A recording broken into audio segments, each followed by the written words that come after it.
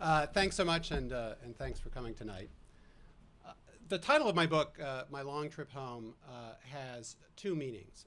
One is the reference to the many trips that I took as a child with my parents, who were academics and just starting out in their careers when I was a young child, and took me to England and to Africa and to a number of different towns where they were starting in their first jobs. And then the many trips we took after my parents got divorced, when my brother and I went with our mother, had to move back across the country. We were in Los Angeles when they split up, and to the East Coast, and traveled to many new homes, often new places where I didn't know anybody, as she struggled to get her life back on track after my parents broke up. But it's also a reference, a sort of metaphorical reference, to the trip that I took in reporting and writing this book, where after an entire adult lifetime of establishing my own career, having my own family, thinking all the time that I was doing everything that my parents hadn't done, avoiding their mistakes, making my way in the world completely on my own, I decided to go back and to try to piece together the story of who they were and what happened to them and how they influenced me, for bad but also for good. It is subtitled A Family Memoir, but for people who read memoirs, it's a little different than a lot of conventional memoirs, which tend to be written mostly from memory. My book is a book that's partially from memory, but largely from a year and a half of reporting about what happened. That's what I was trained to do as a professional, to report.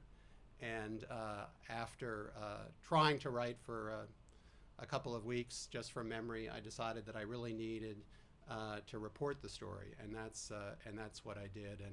And the book is really sort of takes you through what I thought I knew about my family and my parents, and what I learned in the course of reporting. So I'm going to start by reading a brief excerpt. It's from the beginning of the book, the very beginning, that will tell you a little bit about who my parents were and how they met.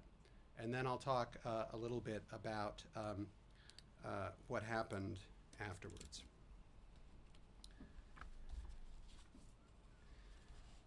Growing up, I always took it for granted that it was my mother who was first attracted to my father. After all, he was the exotic one, the gregarious one, the charm machine.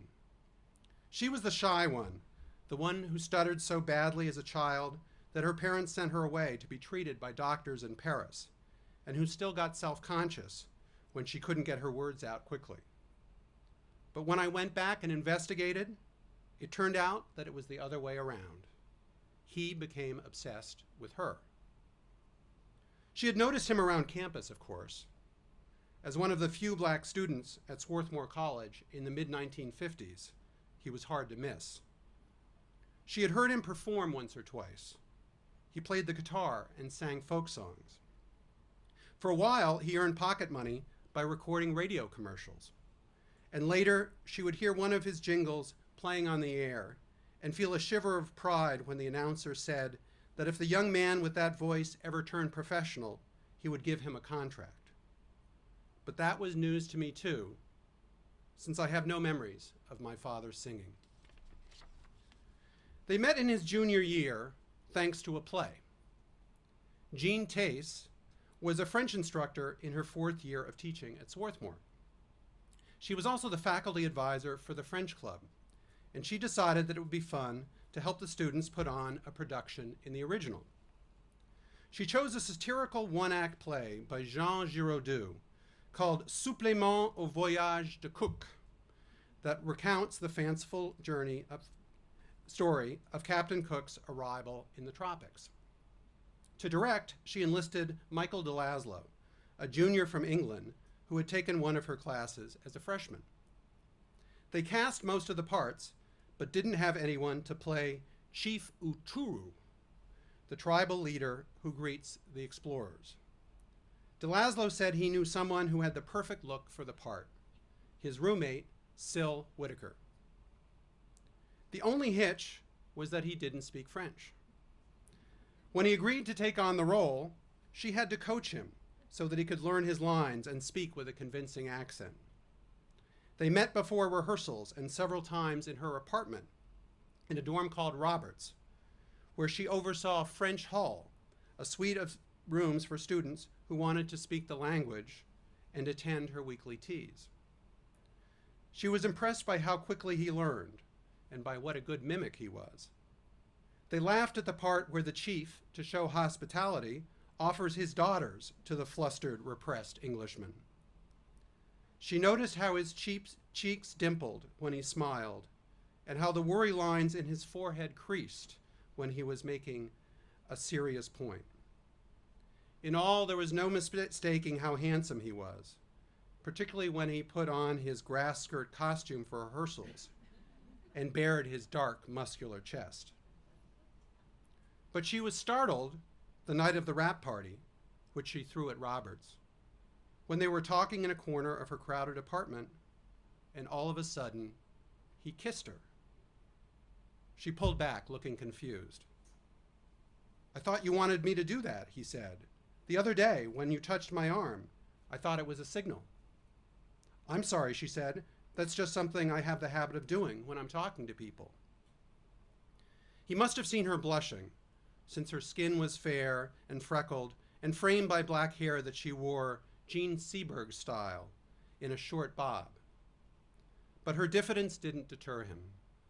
In fact, it may have been part of the allure when he had fantasized about wooing her, as he must have done, since in 1955 a black student would hardly have dared to kiss his white teacher on the lips, simply on a spur-of-the-moment whim. "Would you mind if I visited you here again?" he asked. I suppose that would be all right," she replied. He started to come by Roberts every few days, for an hour or so at a time. They would listen to music, and he brought his favorite 45s and introduced her to black jazz singers like the infectious Nellie Lutcher and Eartha Kitt with her seductive purr. Sometimes he would kiss her or hold her hand, and she would primly consent, but mostly they talked. He told her about growing up in Pittsburgh, about his parents, the morticians, and what it was like to live above a funeral parlor. When his mother came to visit friends in Philadelphia, he arranged for them to meet. My mother was instantly impressed by Grandmother Edith's light-skinned beauty and her elegant manner and entertaining way of speaking. He rarely mentioned C.S., the man he was named for, except to say that they didn't get along and that his parents were divorced. He confessed that his father had beaten him as a child. Eventually, they discovered what was for him a humiliating coincidence. My mother had gone to graduate school at Bryn Mawr with a girl who came from Harrisburg and whose family had employed Granddad as a butler after he lost his business. She told him about her parents, about how they met as Protestant missionaries in Africa, where she was born and spent much of her childhood before they moved to France. She described how she came to America on a boat with 5 of her little sisters when she was 14, and went to live with the family of Dr. Enders, the Swarthmore biology professor, which was how she came to attend college there and later returned to join the French department. And she explained the reason her parents had sent her away, the dangerous work that caused Pastor Tace to be watched and arrested by the Vichy police. She told him how much she loved and admired her father and how sad she thought it was that he disliked his own so much. So that's how they met. A black man and a white woman in the mid-1950s when it was still illegal for interracial marriage was still illegal in 2/3 of the states in America, and also a student and a teacher, which was pretty scandalous then and is still scandalous. As a result, when they started courting, they had to carry on in secret